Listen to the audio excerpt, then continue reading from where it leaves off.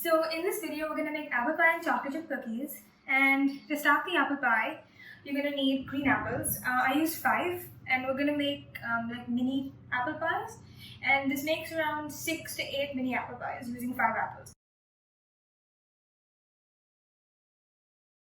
The apple pie filling, which is the apples, you need 5 apples that you've peeled and quartered and you cut into the pieces that are shown in the video. 2 teaspoons of granulated sugar, and you cover it and cook it like I showed in the video. So you're gonna have to peel the apples and you're also gonna quarter them. And this is just a piece of the apple that I peeled and quartered. Looks like that. And after you've peeled and quartered your apples, you just cut them into small pieces. So your slices should look like this, and they should be around that thick. You don't want them too thick because you're gonna cook them down and they shouldn't take too long to cook. So I'm just cutting it now, and just cut it into slices. So now that we've cut all our apples, we're just going to put it in a pot with a bit of sugar and just cook it for a little bit so the apples get nice and stewed and they soften and they release a bit of their juice, which is always the best part. So to cook the apples, we're going to put them in a pot. You want to use like a heavy based pot so the apples don't stick, and you need to keep an eye on them so the sugar in them doesn't burn. So we're going to transfer it into the pot.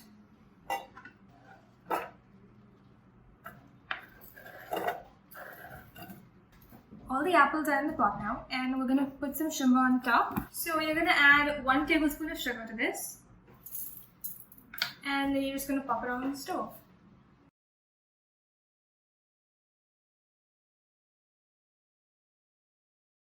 For the apple pie crust, you need 1.5 cups of whole wheat flour, 100 grams of butter, a 4th teaspoon of salt, 1 to 2 tablespoons of rolled oats, and 1 to 2 tablespoons of cold water. So now we're going to move on to the crust of the apple pie. And this crust is different from the traditional pie crust that you would see in most pies. It's an eggless pie crust. We don't use egg in ours, we just use a little bit of extra butter. And we like it this way, it's just how we've always eaten it. And the recipe was actually given to my mom from her mother, and then my mom gave it to me. And we also use a little bit of oats in it, which you don't have to put in, but we like the different texture. So I just have some flour here that I'm going to add into a bowl. Some oats. And a little bit of salt. And the most important ingredient is butter. But you need your butter to be really cold. And we're just gonna mix it with the hands. Make sure you have short nails. You don't need long nails. The pie will get stuck underneath there. I've had that happen to me a few times. So I'm just mixing it right now. And you want to like smush the pieces of butter like so they become flat. And you want to start incorporating the flour and the butter so that it forms one mixture and the butter pieces aren't just sitting in the flour like that. So I added in all my butter and it looks like wet sand, but we actually needed a little more combined or a little more like together, like it holds its shape better. So I have some cold water here and I'm just going to add a little bit of it. You don't want to add too much. So add a little bit. And then I'm just going to mix it again until it looks a little more together, if that makes sense. It should be able to hold its shape on its own, because when you put it into and it shouldn't crumble when you push it down. And you need that because when you put it into the shell of the pastry shell, you don't want your crust crumbling when you take it out of the oven, because then your pie is ruined. So now you can see if I make a ball, it holds its shape and it doesn't really crumble. That's what you want in your pie crust. So now that we're done with that, we're going to fill our mini pie shells. I use a cupcake tray, a muffin tray. I find that to be a good size, and also like it has nice high walls, so you can actually fill the apple in there and it doesn't overflow. So that's what I use. But if you have mini tartlets, like the shells, then you can use those too. So when you fill your muffin tray or pie shell or whatever you're choosing to use, I start with the base. So I take a little bit of dough and make like a ball, and I just put it down right in there. And I just start pressing until it just covers the entire base. And when you do this, you don't want your base or the walls to be too thin, because I find that when you take it out of the oven and you want to take it out of the muffin tray or the shell, it just breaks really easily, and then you have half broken pie crusts. And you can't put any apple into it because it just falls out. And when you're building the walls, do the same thing. You take a ball of dough, a smaller one this time, and you just push it against the side and you start pressing. And you flatten it so that it goes down and to the sides. And that's your wall. That's the first part of your wall. And you just continue doing that until you build it all the way around. And that's what it should look like. And it doesn't have to be all even and super pretty. It's homemade apple pie. All it has to do is taste good. But you don't have to spend too much time making it look really pretty. So the cooking time for the mini apple pies is like 7 to 10 minutes. But for a whole apple pie, it's 20 to 25 minutes. But again, you should just look at the color of the crust and you can probably tell if it's cooked or not. So I'm just going to take out the pie crust from the tin, and I'm using an offset spatula. You can use a knife if you want, but I like this because it's a bend and it allows me to go under the base of the crust, so it makes it easier to take it out without breaking it. So I'm going to go inside like that, lift it up, and then that's it.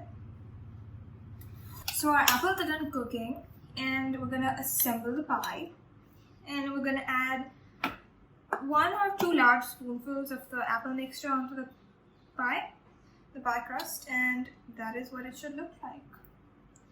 And it's homemade apple pie. It doesn't have to look the best, but it just tastes pretty good. And so you can just continue that with the rest of them. And this is why having those walls are important, because if you didn't have the walls that were so high, you wouldn't be able to fill your apple pie with enough apple. The crust actually took a little longer to cook. It took around 10 to 12 minutes. But you should be able to tell by the color, because it's definitely more brown than when it was when it went inside. So that's what they look like, all on a plate together. And we usually add cinnamon on top, and we tend to eat it with ice cream or just whipped cream. So we're gonna sprinkle some cinnamon on top. And we have ground cinnamon and a strainer. So you just hold it over the apple pie, pour some cinnamon in, and just tap it gently, because you don't want too much on, because too much cinnamon can be very spicy. And you just do that to all the apple pies until you have as much cinnamon as you want. And that's it. This is what it looks like finally. And these are one of my favorite things in the world to eat. I've had them when I was a kid and now. So now we're going to make some chocolate chip cookies. For the chocolate chip cookies, you need a 4th cup of granulated white sugar, a 4th cup of brown sugar, a 4th teaspoon of baking soda, half a cup of flour, 1.5 tablespoons of melted butter, a 4th teaspoon of salt, 1 egg, half a teaspoon of vanilla extract, and some chocolate chip chunks, either like semi-sweet or milk chocolate, whichever one is your preference. Start off with adding our 2 sugars. We have granulated sugar or caster sugar and brown sugar. I'm just going to add both of those in here, along with your salt. Now it might sound weird to put salt in sweet foods, but it actually really helps, and helps bring out the sweetness. And then, so I have a whisk, and we've added our sugar and butter into the bowl. I'm just going to whisk it until it's, and salt, and we're just going to whisk it until it's all combined. And then we're going to add in our egg. And again, just whisk it. And it'll form a liquid that resembles like a caramel, but that's exactly what you want. So we're going to whisk this, and now that we whisked it and everything's completely combined, we're just going to leave the whisk to the side. And this batch of cookies is a very, very small batch. It'll make around 5 or 6 cookies, but if you want to make smaller ones, then around 8 or 9. And if you want to make a bigger batch of cookies, just multiply it by 2. And now that I've grabbed my wooden spoon, we're going to add in our flour.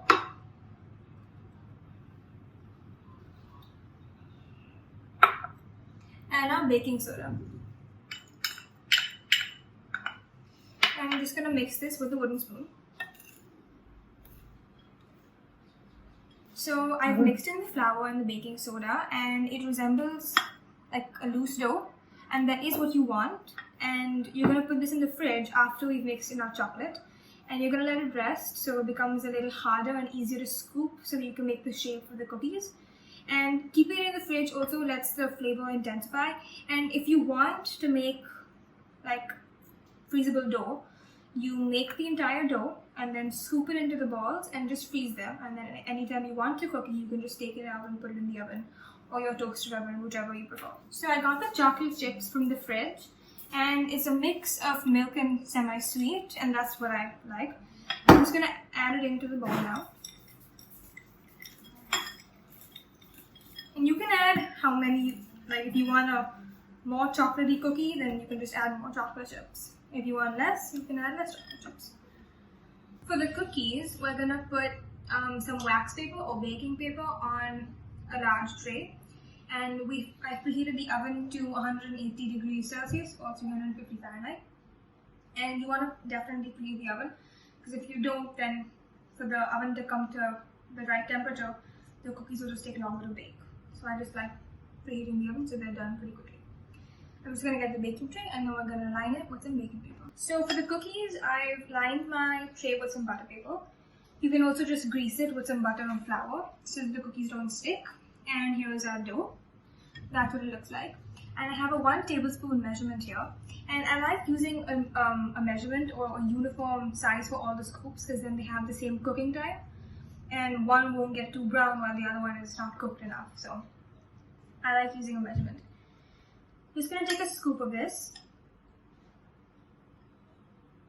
Like that. And then you're going to use your fingers and just help it out of there. And it just lands on the sheet. You don't have to push them down too much because these cookies do spread. But I like pushing it a little bit just like as a fail safe in case they don't spread that much. And that's your cookie, your first cookie. And you just do the rest. The same thing with the rest of the dough until it's over. And I do like this size. I like using a 1 tablespoon because I have used a 1/2 tablespoon in the past and the cookies are just too small and it's not satisfying enough to eat them. So having a 1 tablespoon is a good size. It's not too big, not too small, and it's pretty satisfying to eat it. So I'm just going to finish my dough, and you want to lay these maybe 1 inch apart or 1.5 inches apart on the baking sheet so that if they do spread, they don't stick to each other. So I have the cookies on a baking sheet now, and they're going to go into an oven, a preheated oven, at 350 Fahrenheit or 180 Celsius.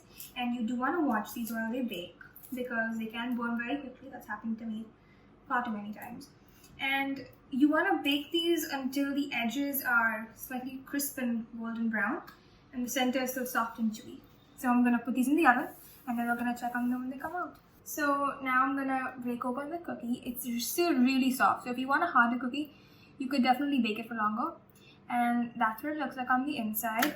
It's pretty chocolatey. But of course, you can always add more chocolate if you want. And that's it.